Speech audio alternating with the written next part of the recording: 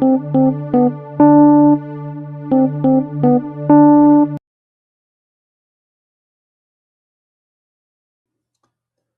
to Ian McLean Above and Beyond pilot interviews and stories. So I was supposed to be joined today with by Paul Pitch Molnar, but an event came up and he couldn't join us. So I thought I'd throw up a pilot story just in case you'd care to listen. And got a lot of stories, obviously, from my 25-year career in the Air Force of flying. This one is one of the funnier anecdotes. And basically it happened to me in Moose Jaw in training. So while you're in training in Moose Jaw, you do dual missions with an instructor and you do solo missions as a student. And you have to have a fair number of hours in the tutor before they turn you loose solo. But I was very early in my solo career. It was probably about my third or fourth solo.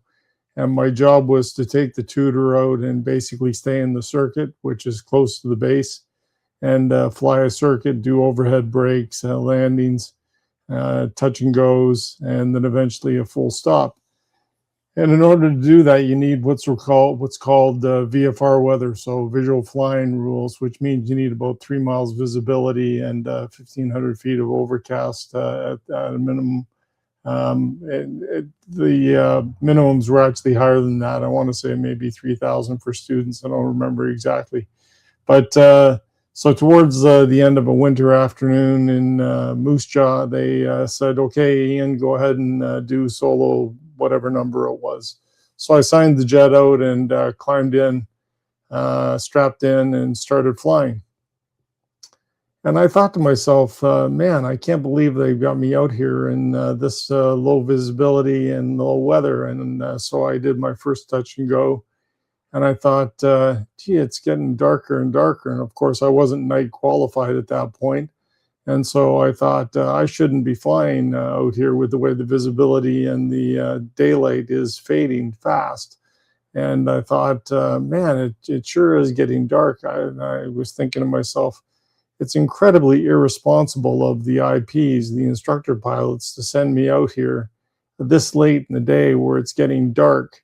I can't believe they did this to me. So my next turn around the circuit, I said, Tower, it's, I think, Astro 401 or 412 or something like that, requesting a full stop on this, on the inner runway. And of course, Tower granted me permission for the full stop. So I carried out the overhead brake and did a full stop on the inner runway and pulled off the taxiway onto the taxiway and got ready to taxi back into the hangar line. And my last thought was, I just can't believe that the school has been this irresponsible in sending me out this late in the day and when conditions were getting dark.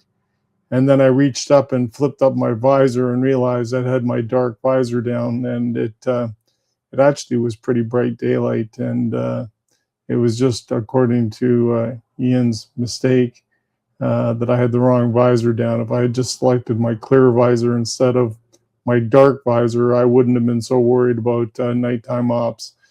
So the funny things that student pilots do, the lessons learned that you have through the years. Mine was when it's starting to get dark, don't have your dark visor down. I hope you enjoyed the quick story. I have lots of other sort of funny anecdotes from through the years.